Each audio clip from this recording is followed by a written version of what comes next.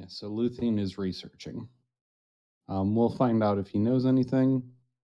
Matt, roll an investigation check or a perception check.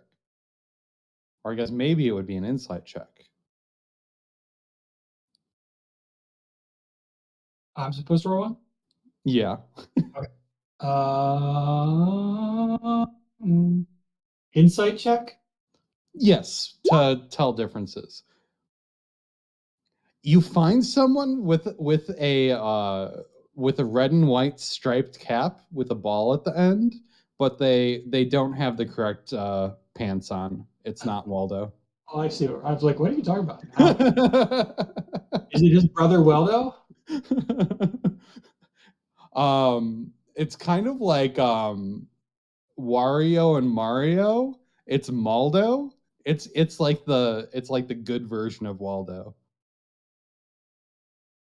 Because I mean, if you're trying to find Waldo, there's obviously some sort of manhunt on.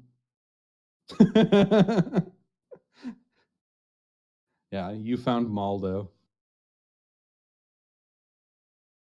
I'll take it as a win.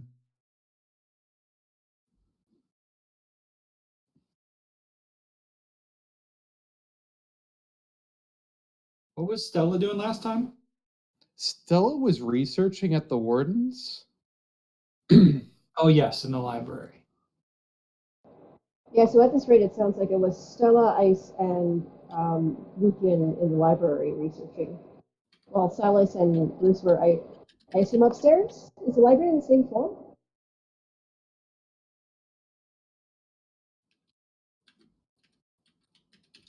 I think we were all in that area. Yeah, what was Ice up to? Ice was trying to research the Eater of Hope. Oh, I think you did get some information, but it was very vague. No, I rolled like a nat 1 on that shit. Yeah. It was horrible. I got nothing.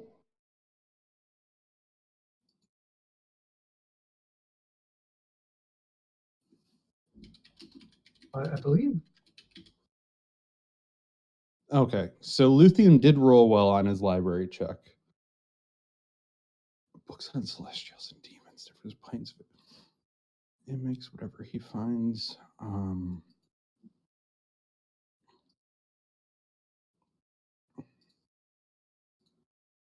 Okay, I will pull something up that might affect things. Let me see if I have the tab. Oh no, all these tabs are for a place you didn't go. Close.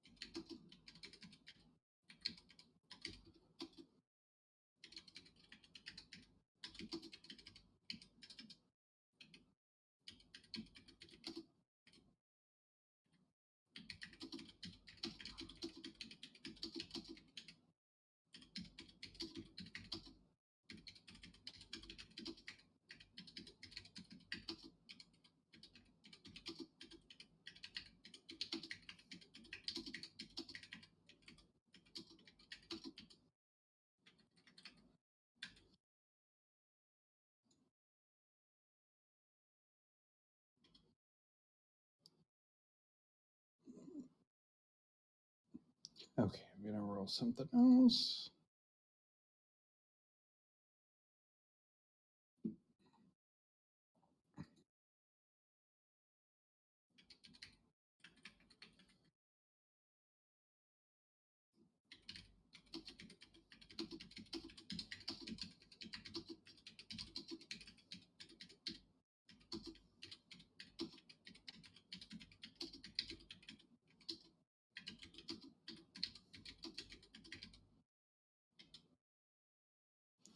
So this might be relevant to you guys, but stuff Luthien discerns in his research is he would suspect that the creature seen around the time of Silas's daughter's disappearance may not have been a demon, but commoners typically ascribe negative things to them. Dark wings do not always mean demonic. For example, ravens have black wings. But Silas said gargoyles. Did I? Huh? I put my notes. Very specific.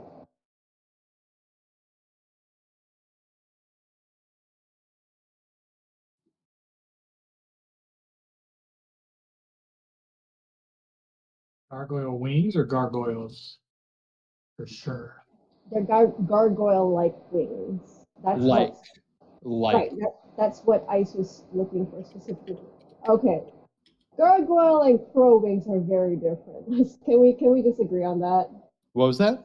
Feathers and leather are very different. Gargoyle and crow wings are very different. Well, also, to play devil's advocate there, pun intended, it could be like bat wings. That's gargoyle-like, right? That they're not evil. Yeah. Correct. So you told her gargoyle-like wings, and that's what like Ice's research is focused on. Oh shit! What if it was a vampire? This wasn't Ice. This was Luthien doing this research. Right. I'm assuming Luthien shares. I would assume he would as well. I mean, I guess I'm So I don't understand the differentiation you're putting up between fiends and gargoyles. Gargoyles are a fiend, which includes devils and demons. The differentiation is raven wings versus gargoyle wings. Yes. And that's what I would like to have a conversation with Luthien.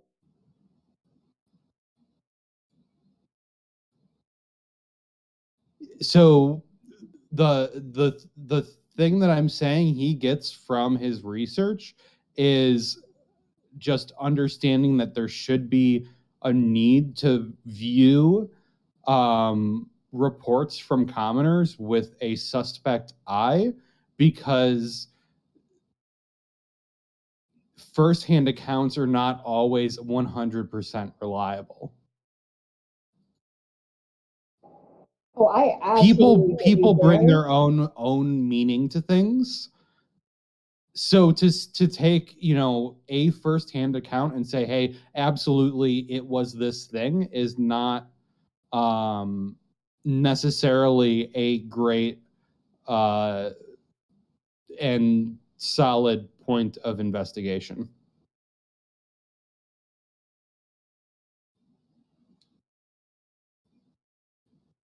But just there are other things out there that do malicious acts that are not demons and fiends. Oh, absolutely. I think that the question, the thing I was trying to point out, which I'm hoping to get an answer from Justin real quick, is what specifically does Luthien relay to Mara and Ice? Because I think all Ice was told from Silas, which is a more direct source, is gargoyle wings. So if Luthien tells her something different, then that changes. If you take it at face value, then you take it at face value. That's really up to you. Oh yeah, absolutely. That's what I'm saying. Like it really depends on like what Luthien specifically tells us. So I think what Dan means is you're not going to get a lot of investigation out of specifically what you have right now. And this can just be tabled for when Luthien is back next week. Yeah, what you're getting is a message that says essentially consider reevaluating your reasoning. I mean, not necessarily you are wrong, but we need to gather more info. And we won't don't get too confident.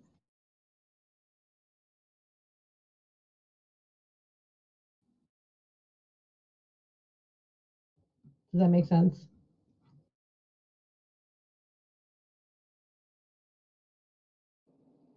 It does. Sorry, I was trying not to let my chili sauce burn.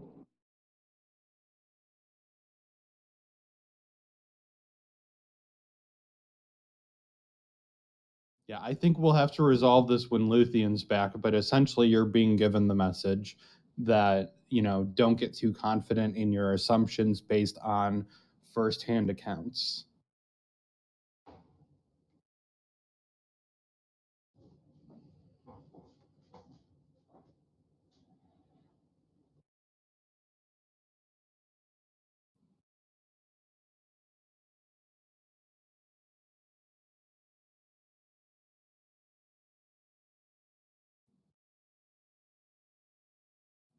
Does that make sense? All good?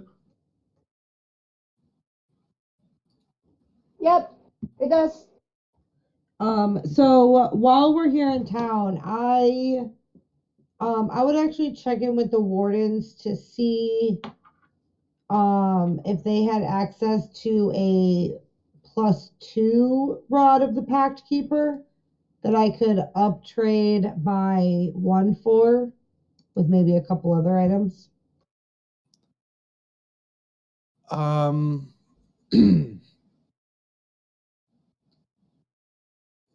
just want to make sure that we're clear why you're approaching the wardens. There is Inquisitor Omlin there. The deal that he made with Silas is independent of the wardens. It's because he's an ambassador essentially of Nokvaspira. So I just want to make sure you're clear on that. Oh, then I probably would have gone. I probably would have tried to make a deal with him specifically instead of just talking to the wardens in general, because I'm not really part of them. Yeah. But I technically do kind of know him. Okay. So I guess who had the whistle? Was that you? Yeah, that was me. Okay, yeah, you would have an in with him because you had talked to him. You had that whistle. You said you were gonna blow it in the warden's HQ. Well, I mean, I wasn't gonna do it there, but I mean, I didn't realize that he was the guy, basically that was the ambassador to them, and I don't have to blow the whistle right now. Yeah. I could just go be like, "Hey, buddy, what's up? Can I buy you a coffee?" Little did you know he actually gave you the whistle of 27 ducks. Honestly, I wouldn't be surprised because I probably won't ever blow that whistle. I just give it to somebody. I would trade it away to somebody else. So yeah, with your in with him, you could petition him to try to seek that out for you. It would be kind of similar. What's going on with Silas is you would have to put the item up for trade. So the +1 is the lowest level of the Rod of the Pact Keeper. Mm-hmm. So they wouldn't really be able to give you a lower equivalent. So you would have to be willing to put this up for trade and wait a indiscriminate amount of time in order for that exchange to occur. I also like knowing how they work, and they have a wide market. So I know that a +1 does not equal a +2. So, and I don't really have a rare item to trade 1 for 1 for a +2. So I'm actually willing to put up 3 common items, or sorry, rare items. No, these are uncommon. 3 uncommon items and hope that equals a +2 Rod of the Pact Keeper. Okay. What are those 3 items that you're looking to put up? It would obviously, one of them would be the rod, the +1 rod. Mm-hmm. The other one would be my last Seeker Dart from that very first pit fight that we all got sponsored for. And I would explain to him where I got it from, what it's used for. And I'd be like, they actually work really well. But I have this one left. And then I would also roll up my robe sleeve. And he would actually be the first person to see my arms in a while. But I actually have an inky tattoo all up my arm. And I would pull out the coiling grasp tattoo. And as I do, the tendrils go back up to the point and come out with the little tattoo. And then I also have this item, which gives you an extra set of arms in combat. Okay. So the coiling grasp tattoo, a seeker dart, and A the +1 rod of the rod. pet keeper. Okay, let me just write this down real quick.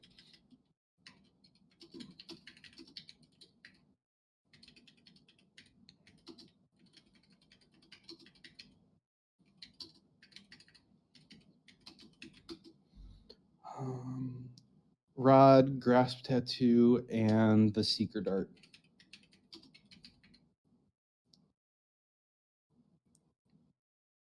Yeah, he'd accept those. And I actually have one more question. And Mara will actually grab the rod from the middle of the table and move it back towards her a little bit.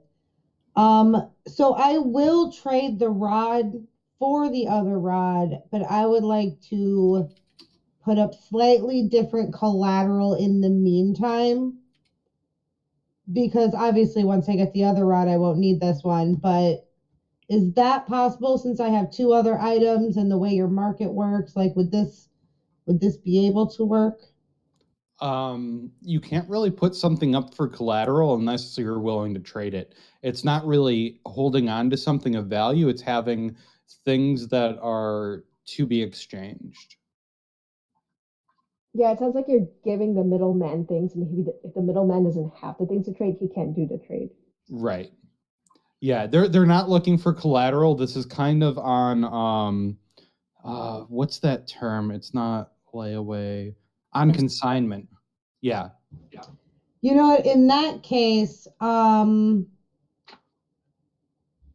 I just like give you some gold so that if a rod is found, I can be notified of the seller and make an arrangement at that point? I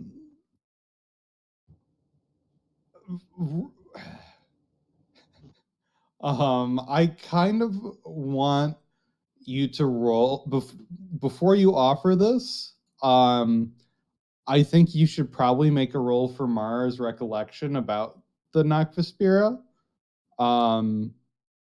I guess that would be insight is the best I can come up with. Oh, I'm not on roll 20. Hold on a second.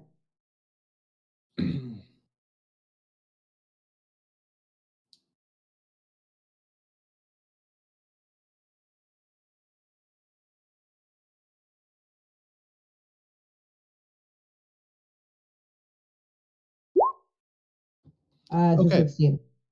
With a 16, with your have visiting their camp and interacted with that's their right. society. They don't take gold. Hold on a second. Hold Yeah, on. you would realize that would be an insulting offer to put on the table. Sorry. Okay. You know what? Would it be possible if like you could just let me know when the next nearest market to here would be, and I can just kind of go browse on my own then? Sure, but if you're looking for something specific, it would be easier for me to reach out and see if we have it. I know, it's just well, I guess I could do it with just 3. It should be fine. It's not that we're asking for items in trade just to clear something out of our inventory. If we're looking for a specific item, we seek out people who may have it, and they accept or expect something in return, not just a promise of a thing. No, I understand. And then Mara will just like push the rod back to be in line with the others. Be like, you know what? I probably won't need it. It should be fine. Very well. We will seek this item for you. We're all gonna die. It's okay. I still have 3 wishes. And an extra attunement slot for the time being. No, you don't. 2 extra attunement slots because I gave up my tattoo for it too. Okay. See, there you go. Even just paring down your list of magical items can actually give you more abilities. How much does a ring of protection cost? Because I'm immediately gonna go buy one. I don't remember if we've discussed AC granting items, but other than your armors, those are going to be incredibly rare. Oh boy, this is gonna be fantastic. Someone in your party might have a ring of protection. Yeah, I'd probably ask around like, hey, who has like a cloak or like a ring of protection or something in general? Yeah, one I of will those trade was a granted in a ring- horde, and hordes are probably the most likely place you're gonna find something like that. I will trade a ring of water walking for it. Why are you asking? Because things hit me sometimes and it hurts, and I'm not as used to pain as the rest of you guys clearly are. And I just figured like it'd be good in general before we do crazy things. Are you anticipating crazy things in the No, but Feywild? we've already done crazy things, so the probability of them continuing is pretty high. That's fair. Do I see anything different with Mara? Not visibly, no.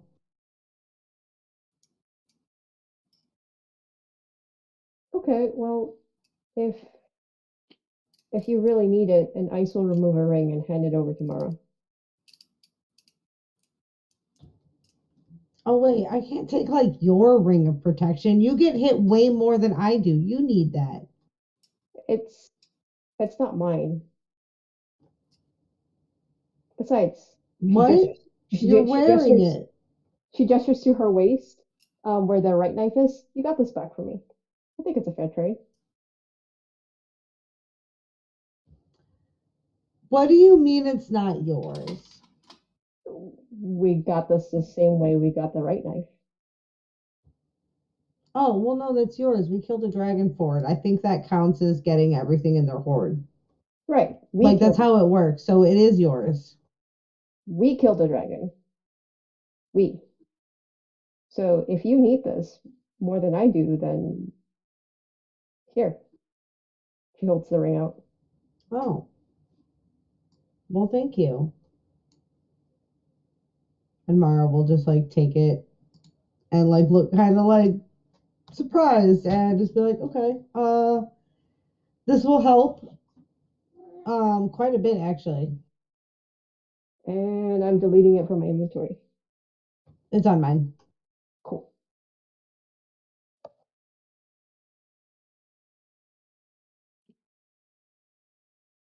Okay, Mara just got even more scary. Actually, I got a little bit less scary. Sure, I went +1 AC, but I'm down a spell slot. Yeah. So I don't know if I've ever seen you use that tattoo. no, Like, speaking as a player. I did once, but no one was really around when I did it when you were knocked out from that rogue in that after we were in that pit in the forest and where Storm died. Oh, perfect. Yeah, I used it then, but you were like very far away. No, it wasn't you that went down. It was Naya that went down. I don't remember going down that fight. No, you were on the other side of the thing. You didn't actually see me use it because I was using it to like throw down with a rogue that was stabbing people, and I was like, "Not today, Satan." The other item you put up, the seeker dart, I'll let you know that is more valuable. in other people's hands probably than in Mara's, because I don't think you have any spells that are based on it. But there are a number of spells that require a rather than a saving throw or an attack roll, they require a ranged weapon attack roll to hit in order to apply their effects. So having something that guarantees a hit is incredibly powerful for certain spells, Like especially like rangers and I'm trying to think of other ones. Like Paladin, I think has a couple of them where they require a weapon attack roll, and if the attack hits, then you apply the effects, and if the attack misses, the spell slot is just lost. So in those hands, it's an incredibly powerful item. And that's why I figured all three of those together could equal a +2 Rod of the Pact Keeping. Yeah. Because And then 2 more slots for me is way more powerful. Yeah. And then also you have to keep into you have to factor in that you are without your current rod for a indiscriminate amount of time. So this is fine. Yeah. And so I'm assuming you would spend some time talking to Amelin about this, but you would get the understanding that you're not looking for someone who is explicitly saying, hey, I want these 3 very specific items in exchange for one. It kind of enters a pool of exchange. I know, that's why I was hoping to be able to like kind of like put up like because I do have like the diamonds that Ruth just gave me. If I'm like, I'll give you this diamond, and then if you can find the other item, just let you know that I will replace the rod for an equivalent diamond. Like, would he be able to do that? Like, basically, I'm using the diamond to hold the collateral for the rod, so I can keep using the rod, and then basically, if everything falls through, you know, it's easier to replace a diamond than another item that might have been shuffled off in another trade somewhere. How many diamonds do you have? I would put up. Would the 500 gold piece diamond or the 500 gold worth of diamonds that Bruce gave me? No. What if I add on a chunk of raw diamonds that's worth about 300 gold?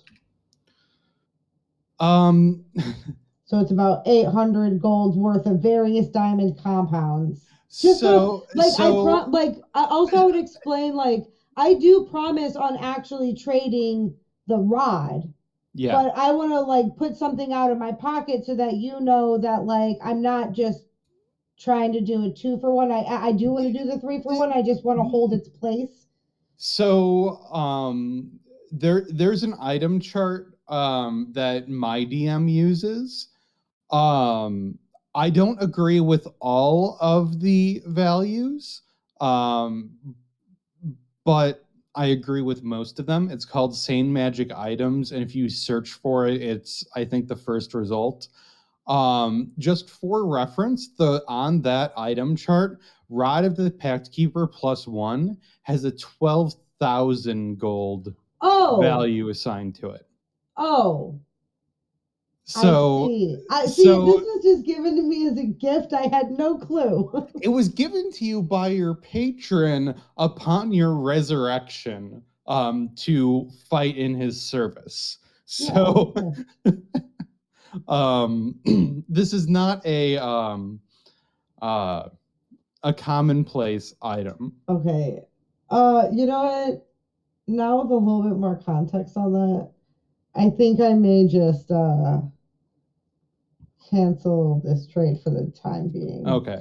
For reference, though, the value assigned to the +2 version is 16,000. So there's only actually not that much. There's only a 4,000 gold delta there, which 4,000 gold is a lot of fucking gold, but when you're comparing 12 to 16, Right. it's not, only when you're at that level, it's Yeah. really only, like it's 33% more. it's 40 more platinum, no big deal. Yeah.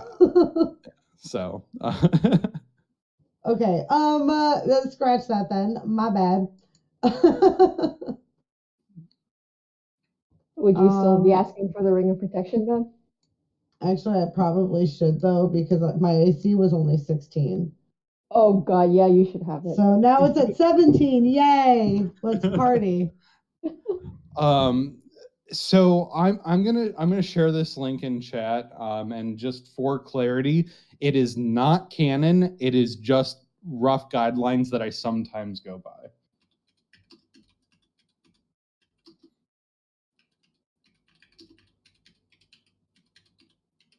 You know what? I bet that necromancer on that hill has a +2 rod in his house, and he would have done that trade with me.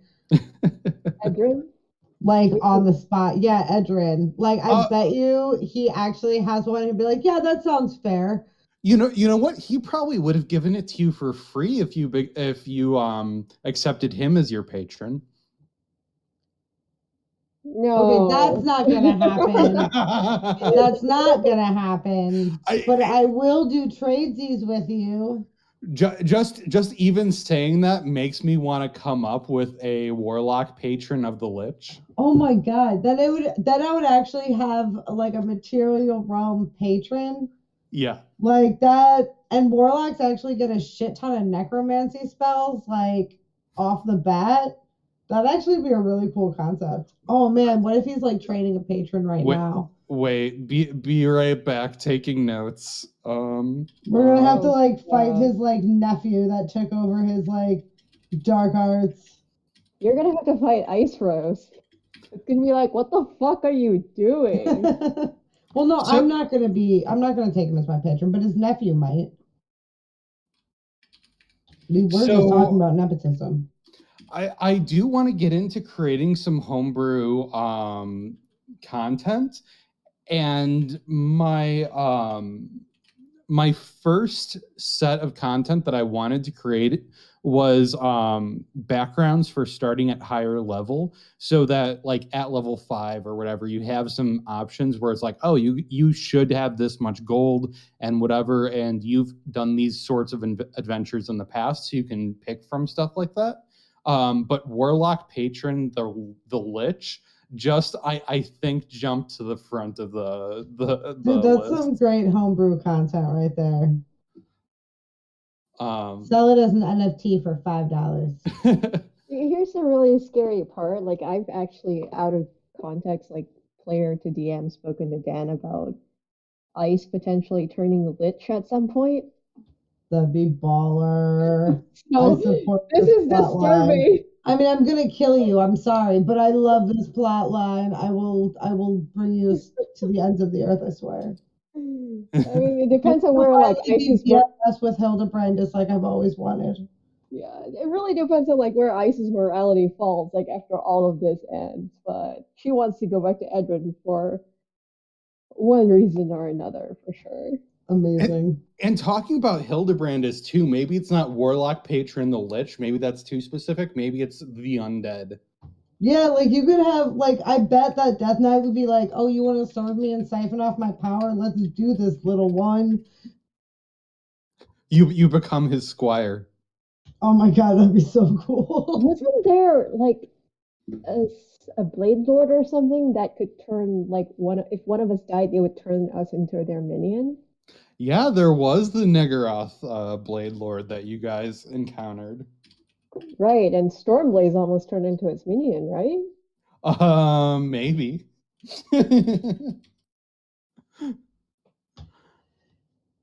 Actually, you know, I've been thinking about that trade again, Dan. I'm sorry to do this, but can I make a persuasion roll to get him to take the diamonds in place with the other items while still trying to negotiate the other trade? Because obviously, like, I have high connection to this, and it's worth a lot that, you know, my mere diamonds can't cover, but, you know, I feel like I should be able to persuade him that, like, I wholeheartedly will go through with this trade, but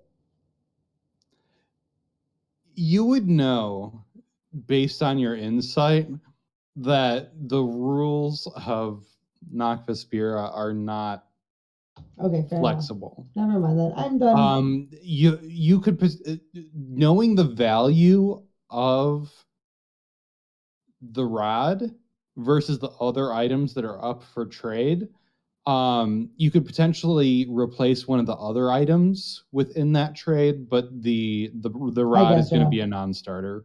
I don't even want you to roll on that because it's just No, that's totally fair.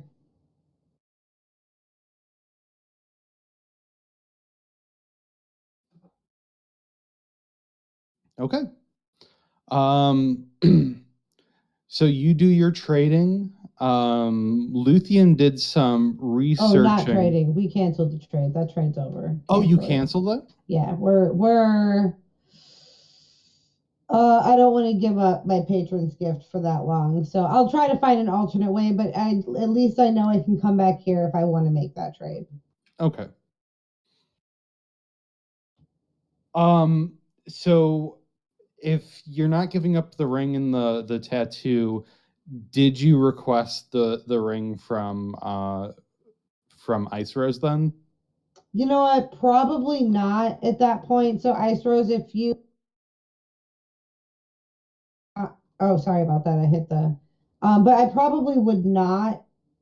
Actually, no, I probably still would have because I'm rocking a 16 and that's pathetic at our level. I'm just like, dude, this is so bad. I need to buff up. Because what's your AC now without the ring, Ice Rose? 20. You Yeah. need it. Yeah. Yeah. Yeah. Yeah, you need it way more than I do. That's why I was like, yeah, you can have it. Yeah. So at this level, the difference between 16 and 17 probably does matter. Just as kind of a point of clarity within the world of D&D. I was essentially at that point around level 17 in my last campaign. And I had the opportunity to take a feat, and it's like, okay, do I take something that's going to give me the ability to increase my AC, or do I increase my HP? And I was like, essentially, any monster at this level is going to hit me unless they nat 1. So I might as well just go for more HP rather than AC because it doesn't fucking matter at this point. But at the level you guys are at, a little more AC probably will create a breakpoint. Yeah, because I have a lot of stuff that prevents me from getting hit, from getting out of trouble, from getting away from trouble, destroying trouble before it can even touch me, destroying trouble after it touches me. But I still get hit a lot in the face and it hurts. Yeah. Let's put it this way. You're one of 2 people that can resurrect in this party. 3? That's also very true. Yeah, 3 I don't now. know Bruce. Yeah, 3 now. Okay. But still, you know, that's really fucking valuable. Especially given how we've been behaving.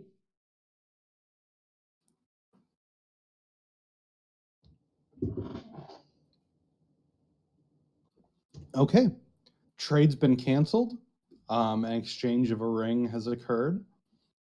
Luthien has done some research and shared that research with the party, or at least instincts derived from there.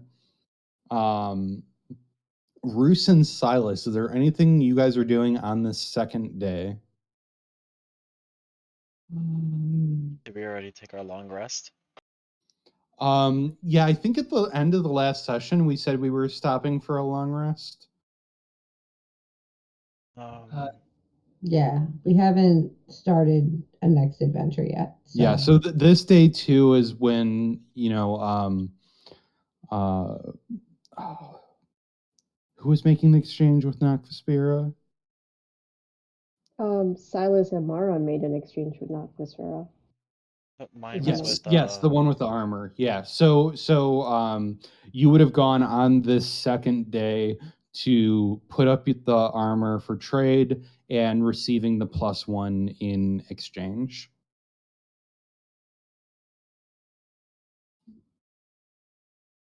I prefer this. You prefer it?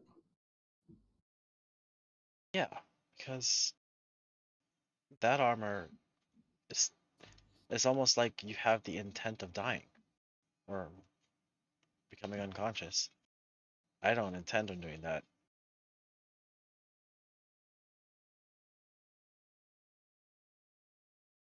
I guess contingencies are not necessary if you're confident they won't come up.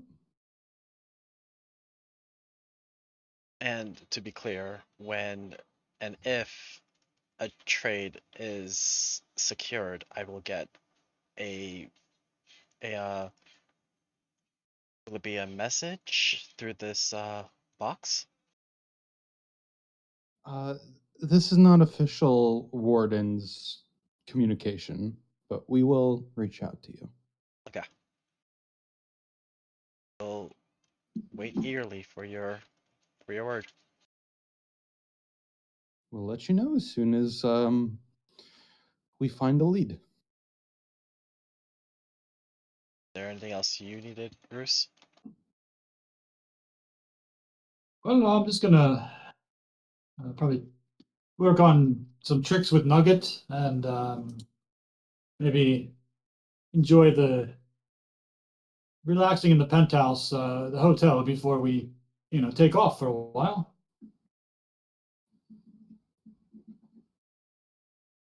But I'm pretty good other than that. Don't need anything really. As a point of clarity, where is your sanctuary currently set?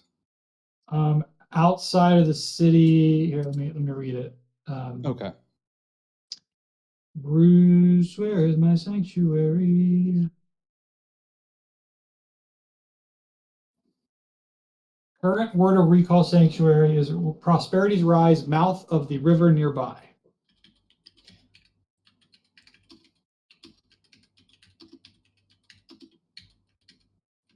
Because I wanted to be somewhere where there weren't people likely to be around.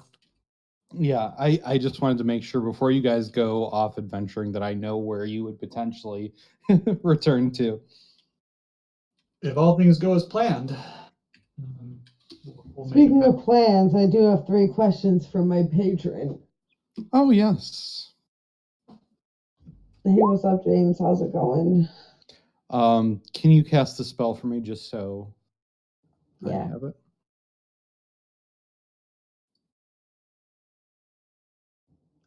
Well, it's actually not in my spell slot, but I'll show you the link to divination. Yeah. I've essentially considered it a ritual for you, which warlocks usually can't do without the tome. But I mean, I guess you do have the tome. I do have Pact of the Tome, Yeah. so it makes sense. I mean, you'd have to find the spell scroll though. But Fuck spell scrolls. I'll make my own spell scrolls. this is one of those things where I thought it just makes sense as far No, as it totally patron does, and being able to I do contact. love that you do it. It's divination, right? Yeah. Oh wait, no, sorry, it's not divination. This It's is commune. Right? It's commune. Yeah, my bad. I mean, I can do both, but I always use commune. Okay.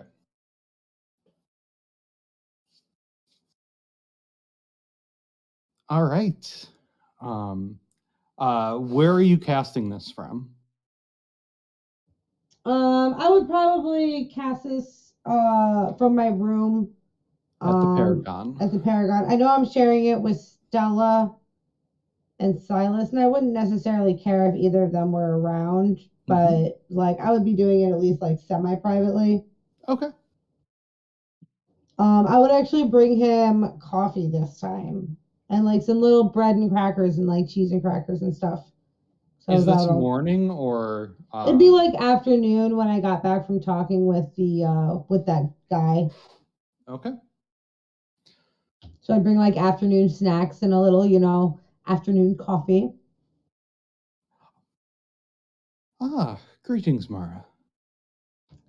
Hi, James. How's it going? That's not a question. Wait, that is a question, but it's not one of my questions. I hope you're doing well. That's a statement. That will not be one of your questions, but yes. Well, indeed.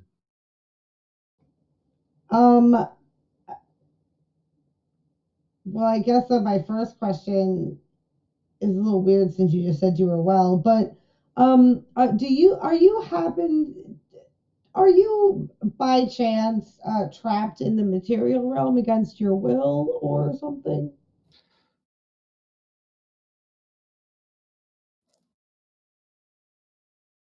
That would be a valid way of describing it. I've been for quite some time.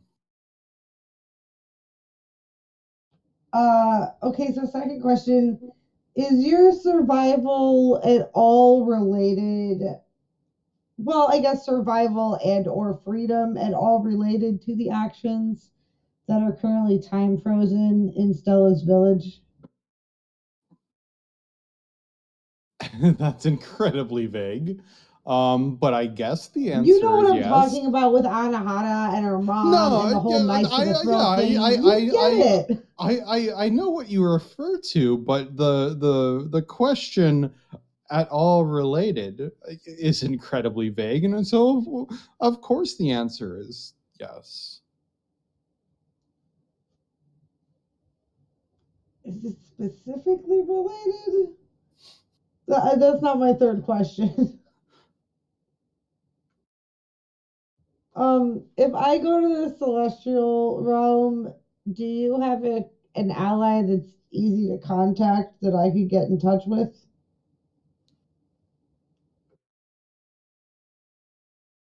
Oh, there's no allies to be had there. See, this does not make me feel good, James. What happened to the good old times? Well, it's not my job to make you feel good. This is incredibly stressful, and You call me here to answer questions, and I answer them.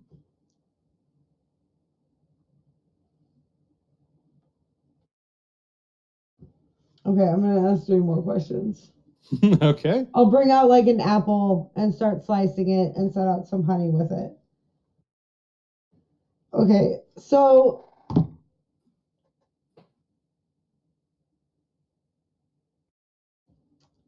Mara like sits for a minute and like thinks and has some tea with James.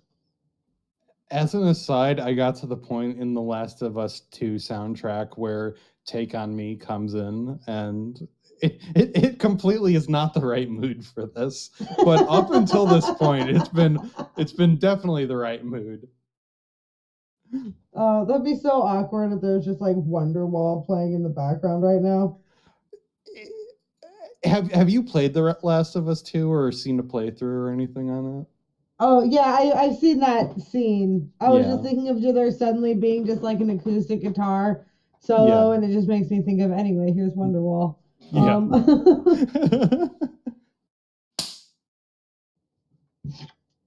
Okay, so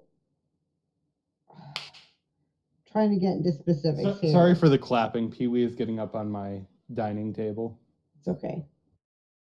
I just assumed you were like fighting something. I wasn't gonna ask questions. You're an adult. I'm fighting his instincts. What?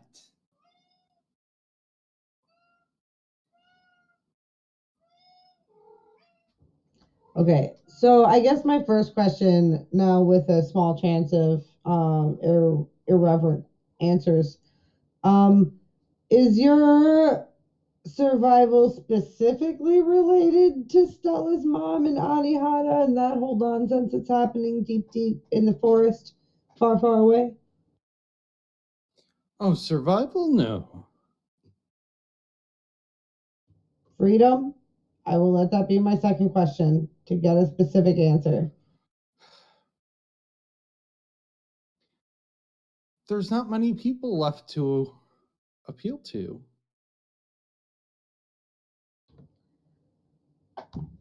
going to try this one more time. Is your freedom specifically related to any of this whole thing we've been talking about?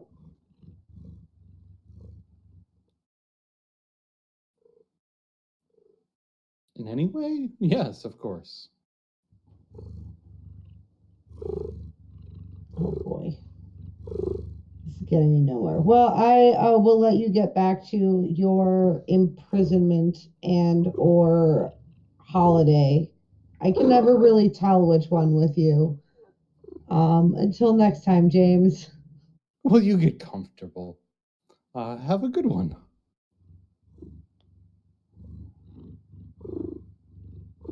This is concerning. It's I'm going also to tell everybody concerning that that this is fine. it's also concerning that Pee-wee seems to always get involved when we're talking to James. Yeah, I'm kind of thinking that James is Pee-wee. This would make a lot of sense, honestly. But I'm concerned, so I have to go tell everyone that this is fine now. Can you please describe how that happened? Mara would probably go back to dinner and then sit down with everybody when they're all together and just be like, so I don't think the Feywilds is the right place to go. And I don't think a conversation with James is happening anytime soon. He did say you could contact him through there if you wanted to. I know, but I can also contact him from here, and that's a stupid game. Did something happen? Well, it's complicated. But what I want to do actually, Bruce, if you're up for this, Bruce, I actually kind of want to like just take like a quick peek, just like a quick little jump into the celestial realm, and then just like hop right back. Like everyone hold hands the entire time. We'll just go there. We'll look around for like 30 seconds, and we'll come right back. I just wanna. I don't know what's happening in the celestial realm, and I feel like we kind of need to see it with our eyeballs before deciding if we're going to start dimension hopping. Well, I mean, I guess my only question is, should I bring Nugget along? No. Ah. Sorry, Nugget, you'll be left behind. I'll keep him in the spare room with plenty of things to eat. Wouldn't peeking into the celestial realm also be dimension hopping? Well, yes, but this is just like for quicksies, real quick. Like, not for real, for real. Mara, But I mean, it is for real, but. Mara, what's going on? You've been talking about going to the Feywilds for a couple weeks now, and all of a sudden you want to look in the celestial realm instead and not go to the Feywild and not talk to James? Well, the problem is, I don't think we're going to get any clear answers out of James from the Feywilds than we are here. I think we're still going to be limited in what we can ask him. So he's not in the Feywild? No, he's definitely not in the Feywilds. Oh, well, okay. Why were we going there in the first place then? I thought he was. He speaks in riddles sometimes, and it gets a little confusing. But he's not. Okay, so James is not in the I'm pretty Feywild. sure he's in a tower somewhere. A tower? There might be a wizard involved. I have questions that can't be answered with yes or no's.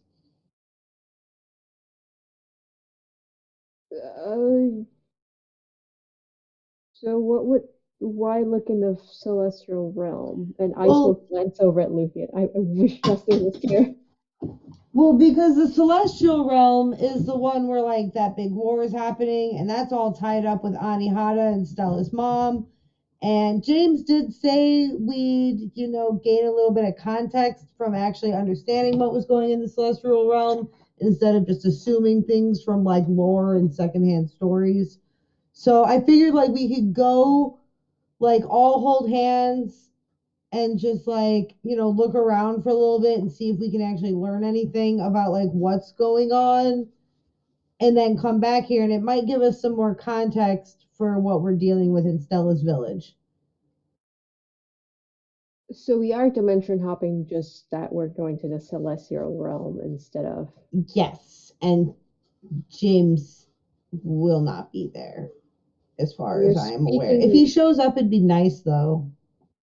And you're speaking metaphorically when you say hold hands, correct? No, I'm speaking literally on that one. No, very literally, we're all going to hold hands so that we're all standing within 5 feet of Roos at all times, and we're not going to break that formation no matter the cost.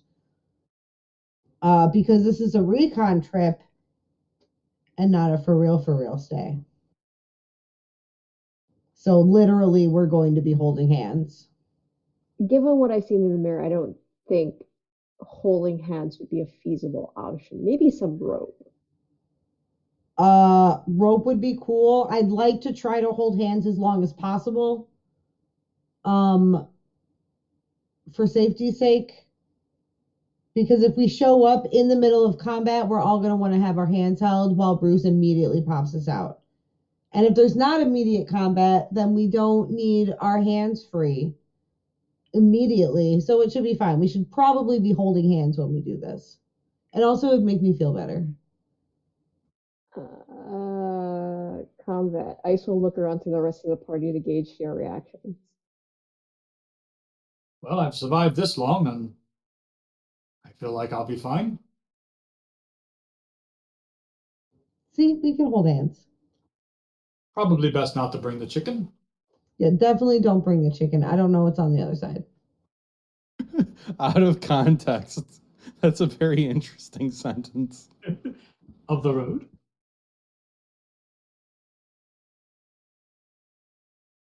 What's Silas's reaction? He's unsure of what exactly Mars is trying to accomplish. That's okay. We all are. Yeah, exactly. I was gonna say, like, I don't know either. I would just, if we're using rope, I will. I would like to get a dagger before we go, just in case I need to, cut the rope. But why would you cut the rope? Why would you be cutting the rope? oh, I have a dagger. Never mind. Wait, but why would you be cutting the rope? Well, I'm just saying, if we came up in combat and something No, large. if we come up in combat, you pull everyone towards you and cast Word of Recall. Well, what I'm saying is, in case something were to go wrong, I'm a planner myself. It would be good to not be attached to a bunch of other people who may or may not be grappled or falling off. No, Bruce, your job is to be there to cast Word of Recall. Yes, of course, but we do. I would recommend a contingency plan in case something happens. Please don't cut the rope. He's going to ditch us in the celestial realm Would never if do that. shit happens. That's what he's saying, Mara. No, you're misunderstanding. I don't think that this is a good plan. Not if he's the contingency. There are very good reasons, with many I could think of, and moments in which one would not want to be tied to other people. And I am merely saying that I would want to be prepared if one of those situations were to arise. I'm hearing what you're saying. Please name one situation where you think it would be appropriate to abandon your comrade in a completely different realm. I suppose, hold on a second. So we're just doing a recon trip, which means we're not going to touch anything, which means that we always need to be within 5 feet of each other so we can just leave at any time. So that's why we should just tie each other up so nothing can like grab us or pull us away. Like there should, if we get grabbed, just like cast Word of Recall before anyone can get pulled away. Well, the best way to do that would be probably to have everyone connected on a 5-foot rope to me. Yeah, that's the plan. Or we could hold hands. This seems way more civil. If we just hold hands and then we'll be friends and the power of friendship will see us through. I'm fine with this, and I have no intention to cut the rope. I'm just merely saying that it is best to be prepared in case one would need to. Being tethered to a bunch of other individuals could be quite cumbersome if the wrong things were to occur. Like what? Well, Well, I suppose if we got picked up by a giant pterodactyl, that really would suck. well, I mean, I could So cast would it. casting Word of Recall bring the pterodactyl with us? I Not, well, not unless I wanted it to. And then if it was Well, will, then why would you need to cut the rope and abandon your comrades?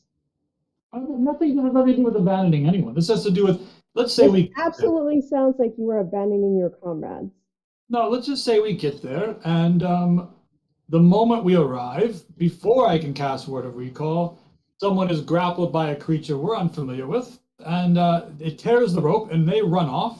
That would be a great time for all of us to detach our tethers, so that we are not slowed or hindered in trying to recover our friend from this hypothetical. oh no, I can do that. I can just bob him back. It'll be fine. Okay, We'll all hold hands. perfect. Well, okay, then, We're then gonna hold hands. I have a lot of doubts about this mission right now. that'll be fine. May I we- ask You just really what's not want to hold my hand, Ice Rose? in the And like celestial Mara realm? will reach out. What's in the celestial realm, and why are we going there? Apparently a war that the material realm doesn't know about, and potentially context for Anihata stuff.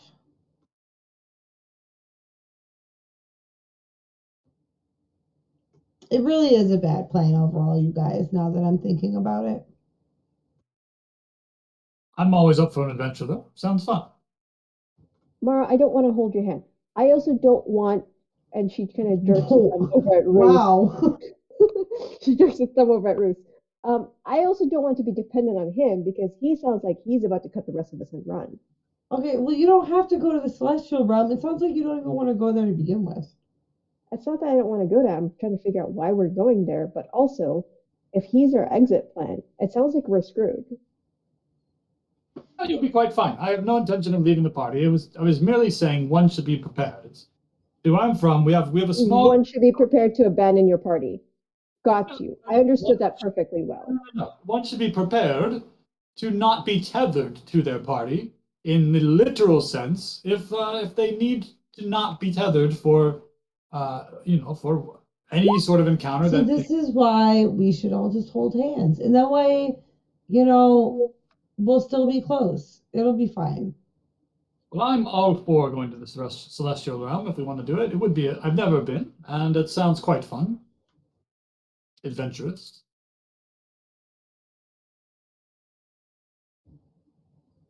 You don't have to go, Ice Rose. I'll tell you what I saw. All right, I'm back. Was the DM gone for this whole thing? Yeah, I walked away for a little bit. I said, while you guys debate, I'll be right back. Oh, yeah. So Ice Rose thinks Bruce is going to kill us all in our sleep now. Well, Ruth. Oh, absolutely. To He seems like a monster.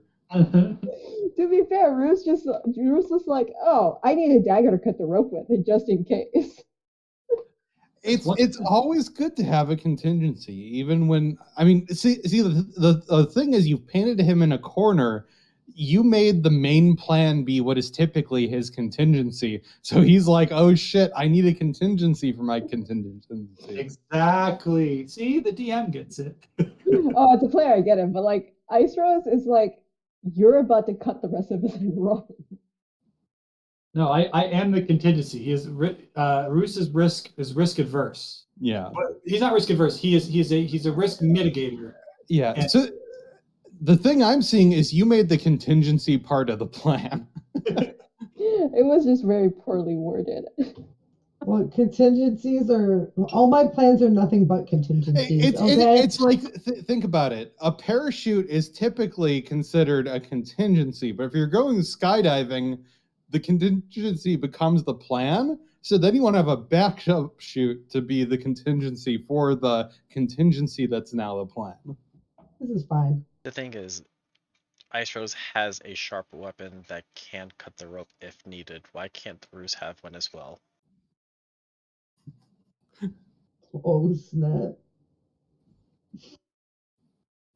I think the issue is intent here. It sounds like Bruce wanted a weapon to cut the rope so he can leave, without someone that's being, grappled or engaged with an enemy.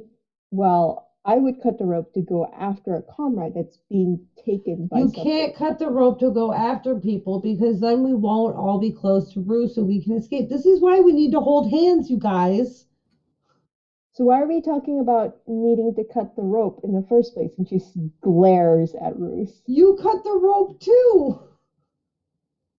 I just said this as a contingency, as a means, just in case. There are many cases in which being tethered to a lot of other people would be a hindrance, and I am prepared. It turns out I have a dagger already, so I shouldn't have even mentioned it. I'm well prepared. It's an old habit to be prepared.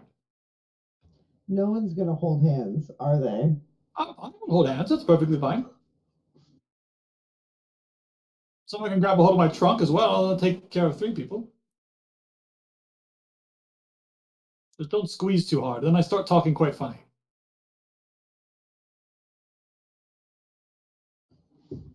I kind of wish Stella was here because I want to know if Stella actually wants to go to the celestial realm or not.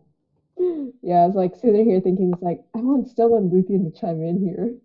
We did just hit 9:30, which is when she said she was going to be joining, so she might be here soon. If you guys want to wait to pull the trigger on that, we could take a 5-minute.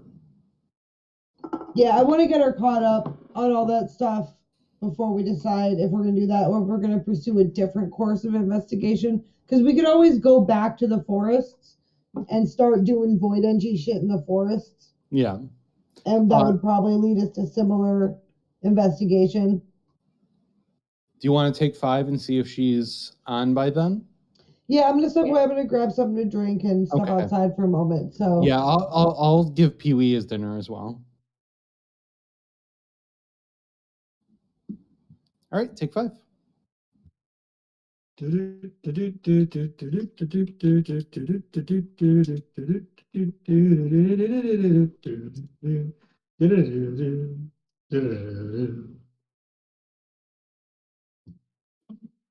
Matthew, I hate you so much right now. Why did you have to word it that way?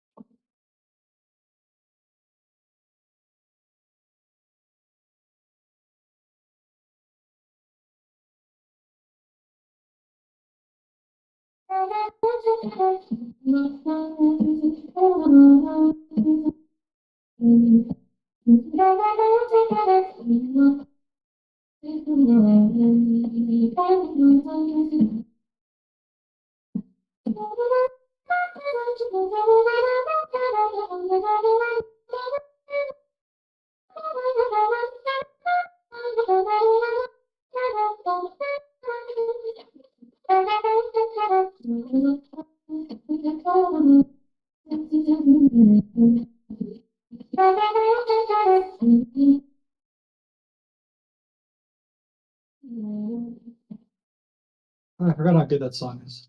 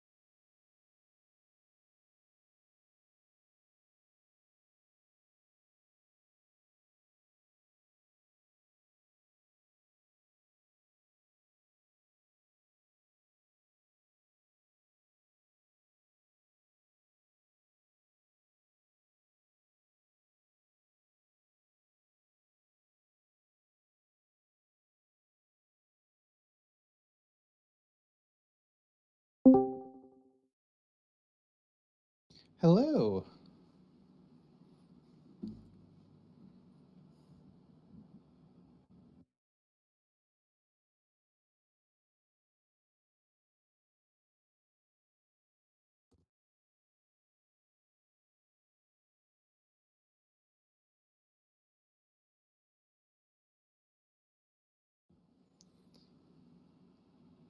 Hello.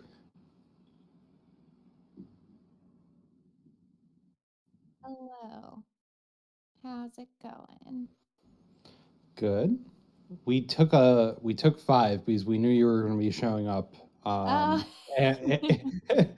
And I know there were some things that before we made a dimensional jump, they wanted to get as many inputs as possible.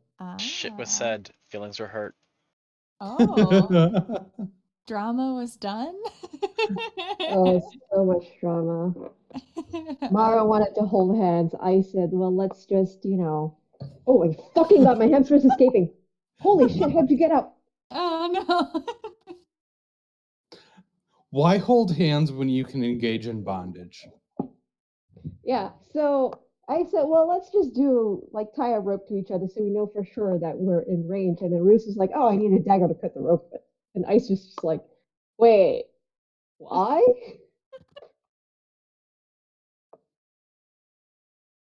For the record, it's a terrible idea, but Oh yeah, as a player, I completely agree. It's just like the way when Roos was chiming in and the way he said it sounded so sus. Like, oh yeah, I wanted to be able to cut the rope in case of a contingency plan. Why is this a terrible idea? I don't understand. It's been on the table for so long. It couldn't be a bad idea if it's been out there. Everything we do is a terrible plan. Correct. Welcome to D&D. Thing is, I'm I learning. don't have a plan. I'm learning. And this little sucker, I don't know how he got to the top of his cage.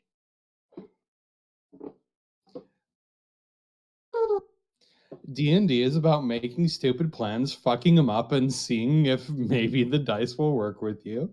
Mm-hmm. I wouldn't say it's more like spending like 3 weeks making a plan, and then in like 3 minutes, everything goes to absolute shit. And you have to come up with things on the fly anyway.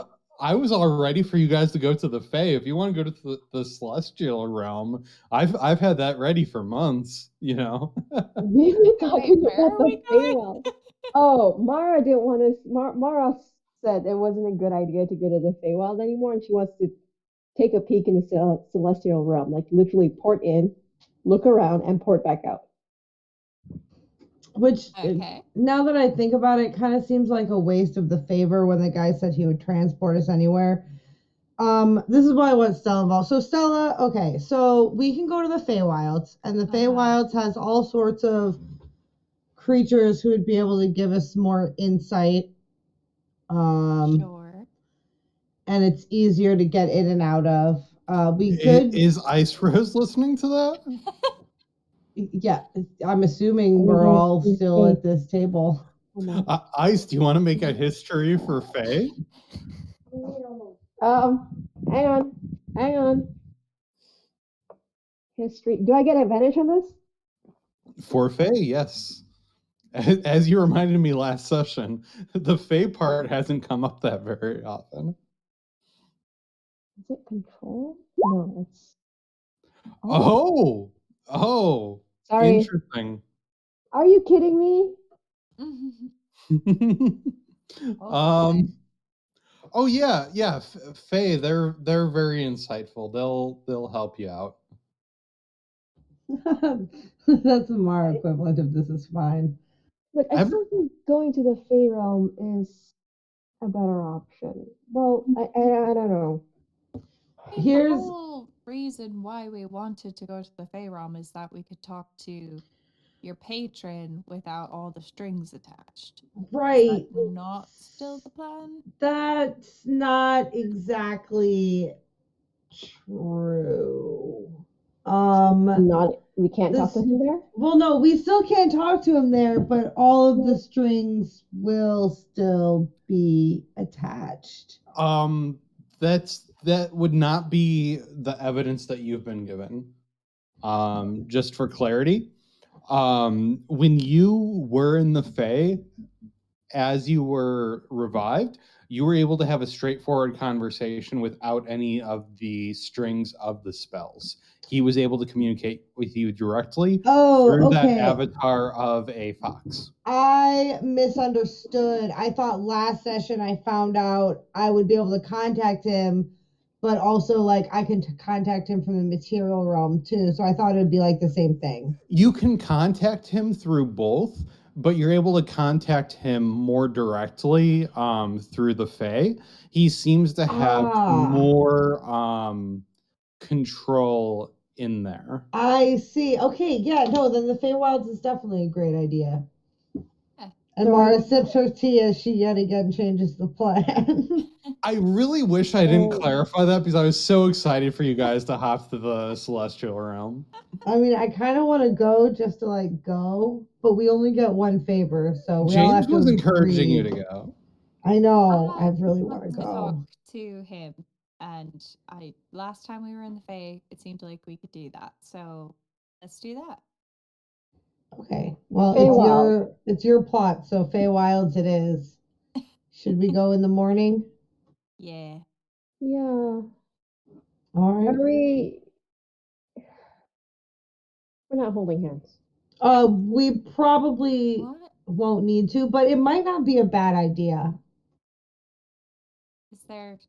Are we opposed to? Well, holding because hands? to Why get do back, we- we're all going to need to be within 5 feet of Ruth. So I figured if we all held hands, then Okay, we can somebody brought up rope and tying everyone together. Then someone brought up knives and cutting the rope. And now, like, I'm pretty sure we're all going to kill each other in our sleep. But I would just like us to hold hands for safety, like crossing a street, you know?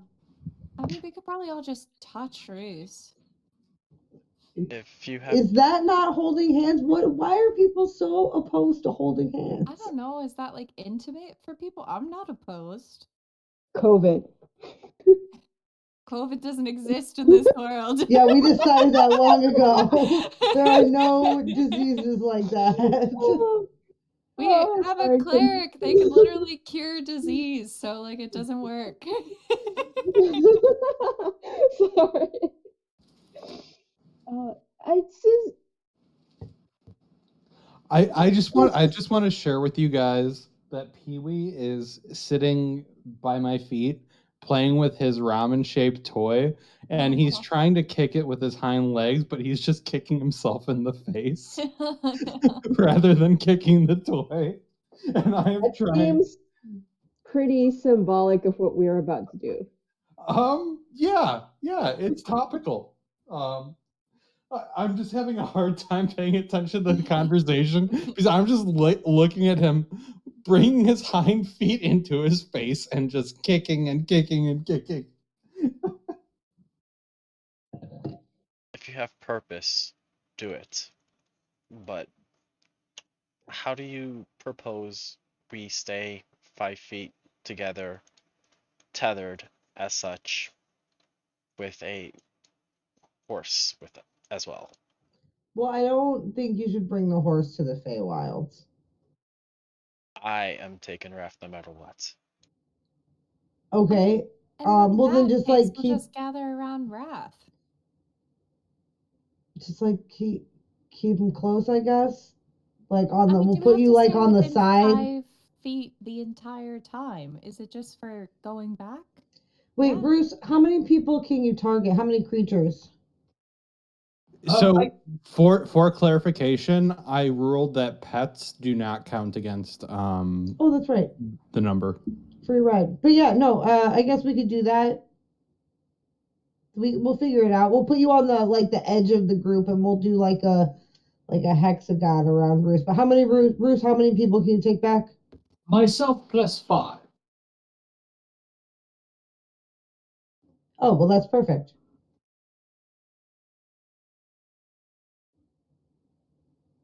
Okay, so we're going to the Feywild. We're bringing wrath. We stand within 5 feet of Bruce just when we need to go home, and we do not have to hold hands if we don't want to. Thank you for being the voice of reason. I left for like half an hour to go get a drink, and you guys were just made it all very complicated. The question is, why does it take you half an hour to get a drink while we're at the bar? Well, I was off doing other things. I don't know what I was doing. I waggled her eyebrows at Stella. Sometimes Sometimes a woman just needs so- a moment alone. yeah. Sometimes you head to the washroom and you have your own business to attend to, and it's no one else's concern. Having some me time. She was on her phone. I was having my beer in the shower, okay? Dude, at least one of us showers. I mean, Luthien, you and Luthien have prestidigitation. Yeah, but it's not the same as a bath. Shower beers are the Oh. best. Shower beers and wine baths.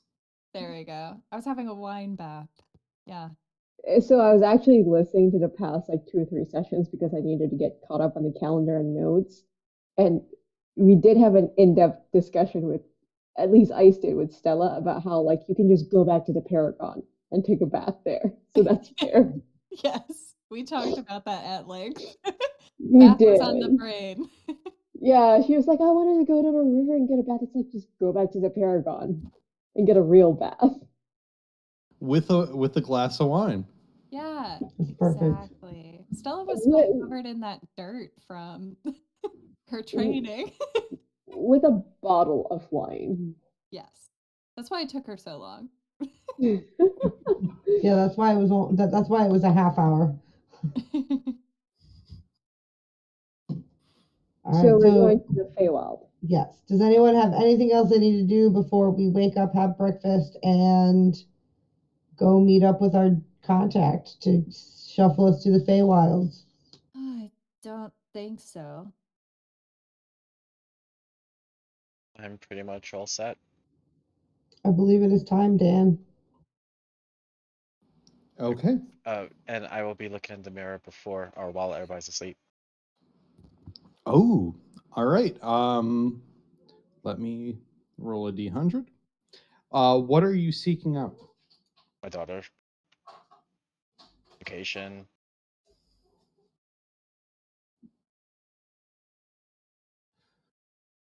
Okay.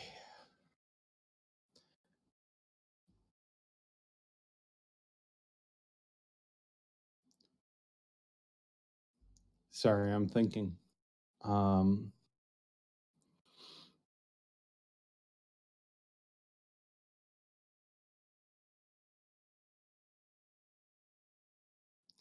With that roll, you see her. She's incredibly young. She's being held by her mother within a blanket, and she's being given solid food for the first time. Some really soft, very, very finely shredded protein or meat of some sort. It's been cut almost to a mince, but not to where it's the same level of something that's been pureed as before. And she's getting her little chompers going and trying to chew on it. And it's like,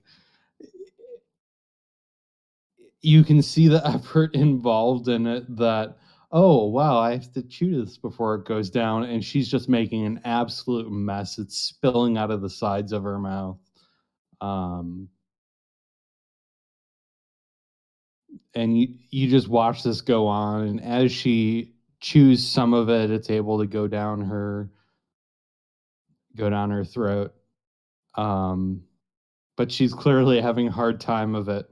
But this your child, and making the mess. It's just she's struggling, but it's almost kind of humorous to see the mess she's making of herself, uh,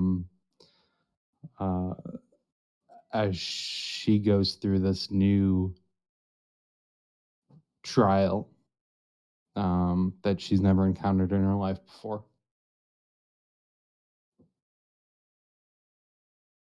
With that, Silas will definitely have a good night's sleep.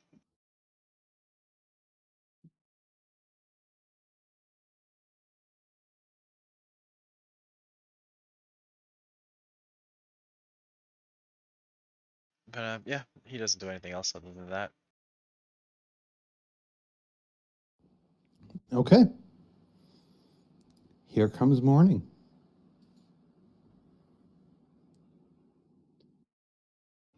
Yeah, Mara would gather everyone to go over to the Inquisitor. Is that what he is? Amelin is the Master Inquisitor. It is the person who would be helping you transport is the it wasn't archivist. What is it? Conservator? Grand Conservator. Right, yes. We would go to the Grand Conservator and let him know that we're ready to go to the Feywilds. Oh, you'd like to go to the Fae? Mm-hmm. Yes. I could help with that. That's not too far of a jaunt.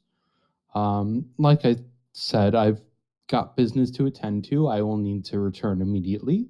But I can take you there and I can leave you there. You'll need to find your own way home.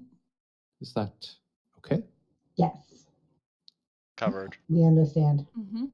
Very well. Do you have a specific place within the Fae you would like to try to travel to? Can we go back? I Dan, was there a name of the place that we went to that was like that grove that we went to when we first met James? You would not have any idea. You were taken Okay. directly there by dropping your holy symbol within a pedestal that Right. you were guided to by a talking fox. Maybe we could try to describe it. You know what? Anywhere that you know of that's relatively safe to hang out at for a little bit while we get our bearings would be perfect. So let me just share the text of the spell, so you're aware. If you guys would want to read through this, you can specify a target, destination, general terms such as the city of brass or elemental plane of fire or the palace of Despater on the second level of the Nine Hells. So you could kind of describe the stones and see if he could take you to those stones if you Yeah, would I'm like not to. about to describe a stone circle that's clearly used for ritual and hope I land in the right one. So I'm assuming since he's a plane shifter and a void walker, he would know of a relatively comfortable spot to land in the Feywild. So He is not a void walker. He is a conservator. well, do you know of like a nice place that's a soft landing spot for new people to the Feywilds? Oh, somewhere that's on the outskirts that isn't as highly chaotic. Is there happening to be outskirts in the general direction of the celestial realm? Ah, the celestial realm is far, far away. Gotcha. Proximity doesn't really come into play. Okay. Then yeah, kind of somewhere for a little bit further away from the center of the chaos. Okay. Any Ah, very well.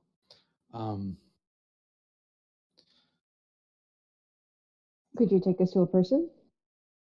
A person? If you know a person who's there, potentially. Ice looks at Mara and raises her eyebrows. James isn't in the Feywilds. We can just talk to him as you're there. But Yeah. maybe an essence of him is? If an essence of him is there, it will find me faster than I will find it. If the person is not in the Feywild when you're trying to go to that person, what will happen? Ah, interesting. If they are on that plane, we'll be taken to them.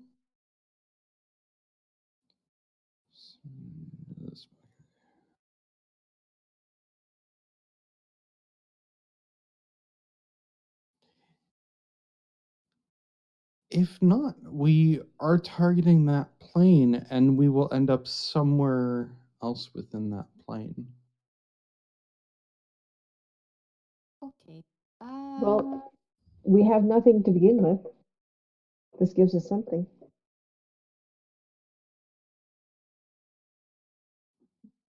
I'm not so sure I want to yeah, take he's a risk like definitely not- that. I would he's absolutely do it definitely- on my own, but I'm quite concerned for you guys. Oh, that's sweet. Yeah, James isn't on that plane, so essence or no, I don't think that's how the spell works. So either we describe the stones or we just go to someplace random and try to find our way there.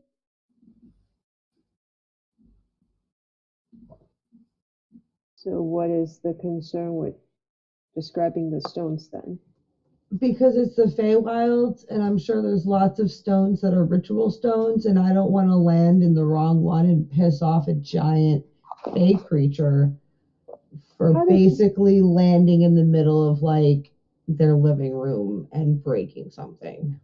Logistically, how does it work? Do you or do we collectively imagine or hold the image in our mind, or do we describe it? Well, you'll describe it to me and I will gather that image in my mind. And if that image aligns with something that is real, we should be taken there.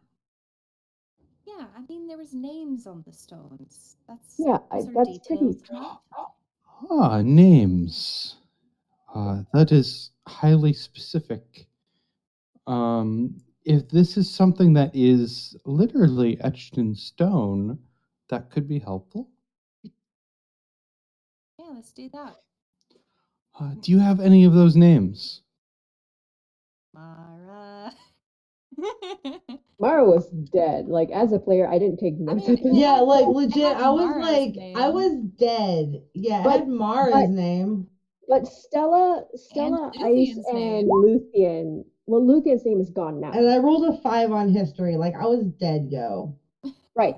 So Stella, Ice, and Luthien has seen it and has that in their memory. Like, as a player, I don't remember it, so I don't know if the DM wants us to roll a history to remember.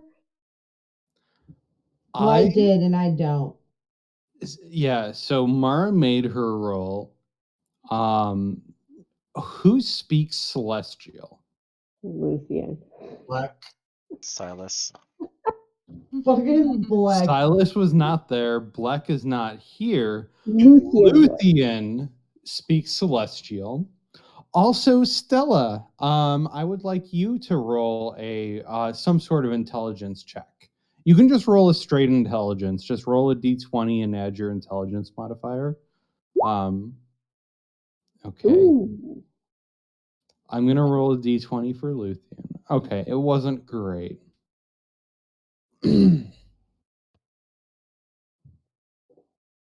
Stella. Apprentice Voidwalker Stella Marwin.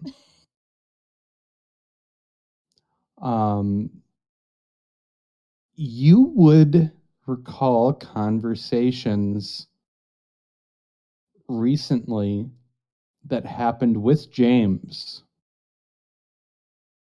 about your mother Oh, being a subject of his. her name would definitely be there. That would be a fair assumption. Okay. Well, we know 2. So, of the, let me pull up the map, how many stones there were. But with that in mind, you would know 2 of the. See if I can find it.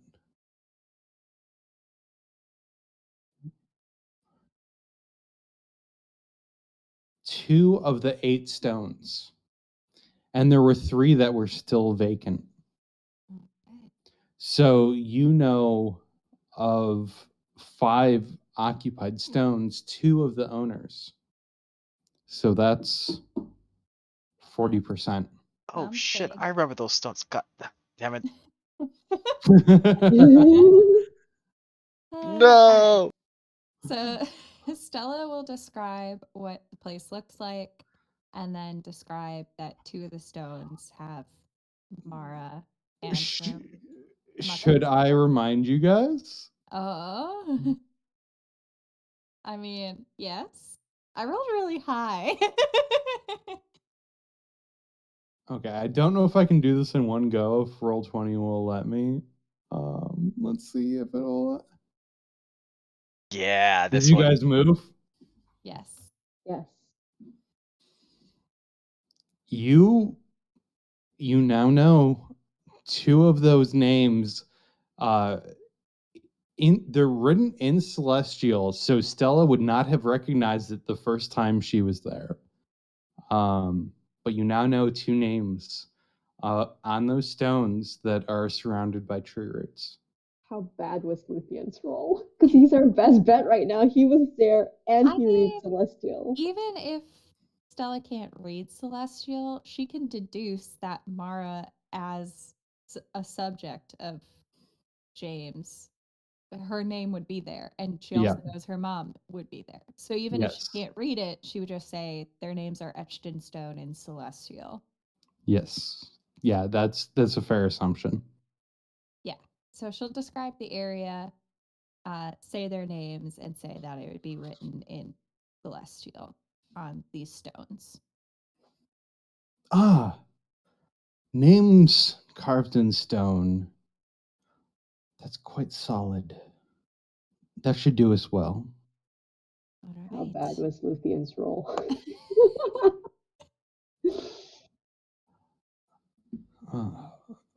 Oh, it did roll to GM. Oh, so you don't know. That should be sufficient. All right. Are you all ready to go?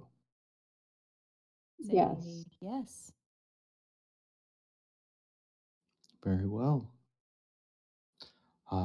Gather around. Gather around. We gather. You need to be in range of touch, and I can't touch you all, so please reach out. And he'll gesture with his arms forward, both of them kind of, at middle torso level, out in front of him, for you each to reach out and put a hand on him. And as soon as each of you place your hand upon him, he will cast the spell. Before this, he will root around in his drawer and he will pull out a box, and he will open it up, a wooden box, and he will pull out a tuning fork that he will have in his hand. He will have the tuning fork in one hand and a striker in the other. Every time I hear tuning fork in this game, I keep thinking of Ariel's comb. Yeah. 1 second. I'm also one hand on him and the other hand on Wrath. Okay. So we have Silas, Stella, Mara, Roos, Ice Rose, Luthien, and Wrath. Am I missing anyone? Nope. That's Nope. all of us.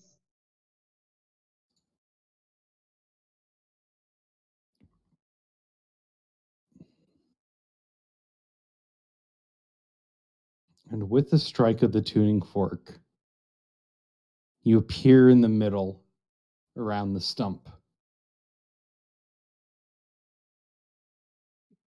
Oh, thank God. I'm going to touch the stump and activate Grim Psychometry. Okay. While your eyes are kind of rolling back in your head, Oh God, uh, what's she doing? the Grand Conservator will be like, "Ah, very well. This looks just like as you described. It does. So I will I'll leave you to it. Thank you very It much. is on you to find your way home. All right. Juice." And he will vaporize. Can I read the stones? Do you speak Celestial? Yes. You will see Mara's name. You will see what's your mother's name? Estelle. Estelle Marwin. Mhm. And you will see 3 other names, which I do not have at the ready.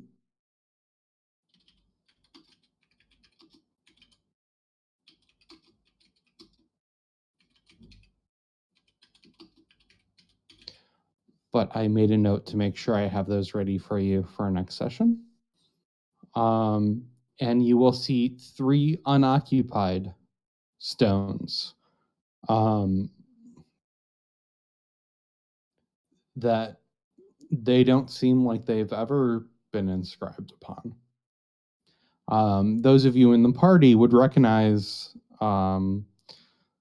that there's one of those that Luthien's name has previously been on.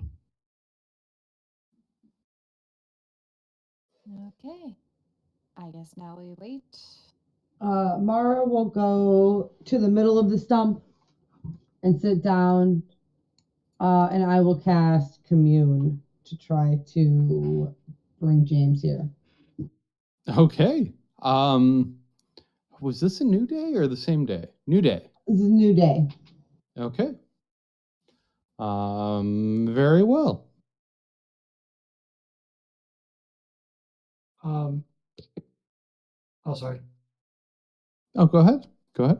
I would say Roos will just be walking around, admiring. I mean, he's never been to this realm, so he's just very much enjoying himself. Yeah, you can see by the colors, the purples, the kind of shine of it. There's a ethereal nature to it. It's almost hyper naturalistic. The size of this tree on the material plane would be something that is centuries and centuries old.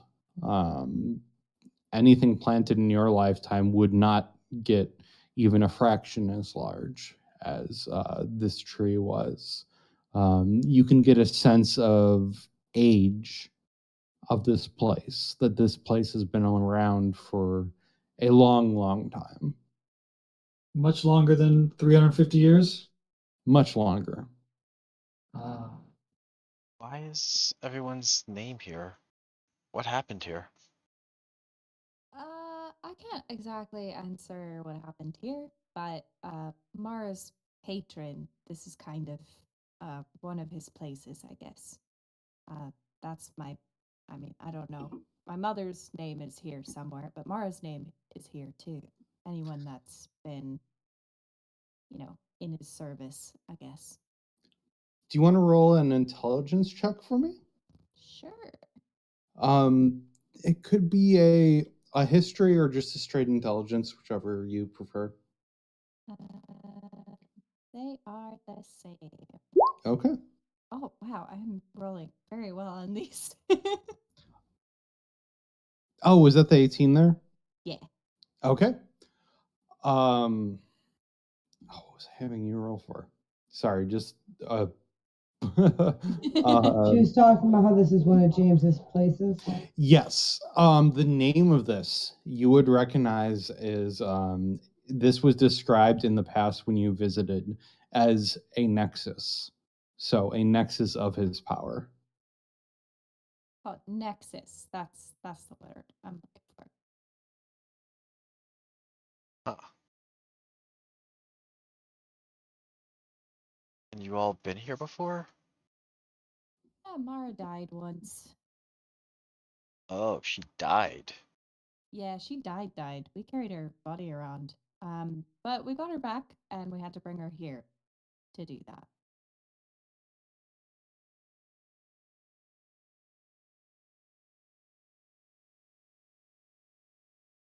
What do I get for my roll?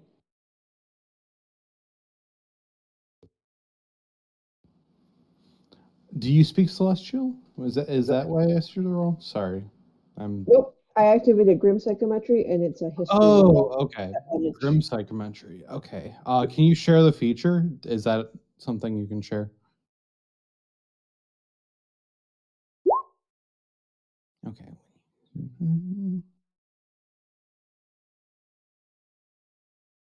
Sinister or tragic history?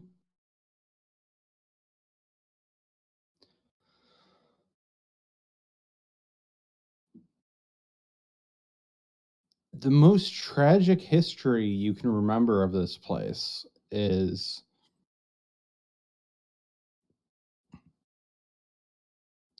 there were people who were on these tablets that needed to be slain in order to make room for another to bring one of the inscribed tablets owners back to life. This is what occurred within the party. There were, I believe, 3 of them that you guys needed to dispatch in order to make way for Luthien to inscribe his name and resurrect Mara. As far as tragic history, that's what comes to mind. Wait. As a player, back up. We killed someone? Yes. Who did we kill? They were like people corrupt with power. And the patron's like, I don't want them to have my power anymore. Go kill them and I'll bring Mara back. And we're like, okay. Yep. Well, as a player, I'm saying yep. Okay. As a player, I legit do not remember this. This is before I was taking notes. Yeah, this was right when you joined. Yeah, same. There were 3 of them who were inscribed upon these stones who had portions of James's power, and he sent you here to the Grove to expunge them. We killed 3 people to resurrect Mara? Yes. Yeah, but we killed like 50 goblins before that, so we were fine with it. Kind of got lost in the shuffle. Then after that, we killed like a dozen gnomes. Yeah. There's a lot of killing going on. Yeah. So player, I legit did not remember this, but okay, cool. So that's one of the things I wanted to establish about warlocks is when you are granted their power, you essentially have access to that to do as you will. So it's not like something that's they can just revoke away from you. They're granting you that with a level of trust. So when James is giving Mara power, and as she continues to gain in power, that is a continued act of trust in her abilities. In order to resurrect her, you had to slay people who had fragments of James's power within their arsenal. You had to kill them in order to free up the stones. in order for Luthien to gain that extra level of power in order to resurrect Mara. Okay. Yeah, being a warlock is actually pretty fucked up. So I kind of handle this in the reverse of how most of the GMs who are kind of like famous on YouTube and stuff like that handle warlocks is, you know, they kind of handle it as warlock patrons can revoke it as needed. I'm on the school of thought of they're handing this over as a token of trust, and if you go wild, you are out of their control. Like this has kind of been granted to you. Okay. Ice will lift her hands up and stand up and look at Mara. We're here. Does he show up from the commune spell? From the commune? No. Glad to see you made it. Ah. A direct contact. I'm glad to see it. I'll make my way as I can. Wait, do all of us hear this? Just Mara. Okay. Unless she was including someone as she won't. sat down and cast a spell. In the past, there have been instances where she's explicitly included people, but I didn't hear that declared. No, because I'm kind of trying to see if he'll just show up. Will you be able to be here to talk to everybody clearly? Everybody. Well, I mean, the 5 of us, 6 of us, something of us. I don't know if the horse counts. As many as I can, in time.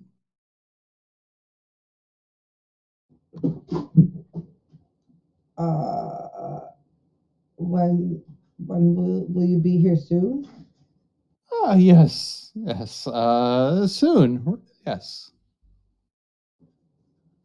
You do realize I'm a human and I only live like 60 years total, right? Oh yes. No, don't. You won't wait long. Okay.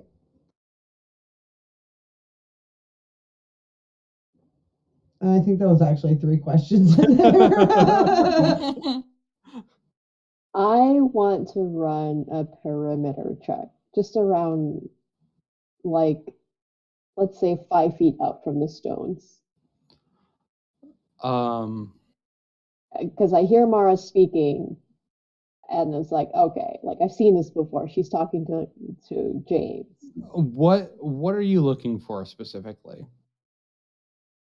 Can I do 2 checks? Yeah, I mean, just let me know what you're looking for, and I can let you know what you can roll for that. So the first is that survival check for Faithing Undead. Okay. The second is just to see if there's anything around, trying to look out for signs of more immediate danger. So you can roll me a perception check. For Fae Fiend Undead, you don't need to roll a check. This place is brimming with them. This is their environment. You are literally in the Fae. They are everywhere. It's overwhelming, the amount of tracks that you detect, from small things like sprites floating around, to dryads and other larger creatures. This is very much their domain. You will notice that there's much less traffic between the stones, but everywhere around them, it's just ample traffic. And then with a 19 on perception, you will not see anything that appears to be an immediate threat to you. Okay. Is there anything that's actually around us? I mean, it's one of those things where you're in nature.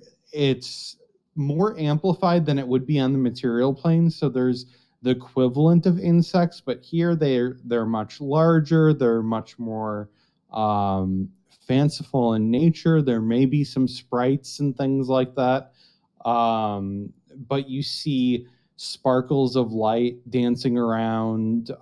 You see things that look vaguely insect-like flying around.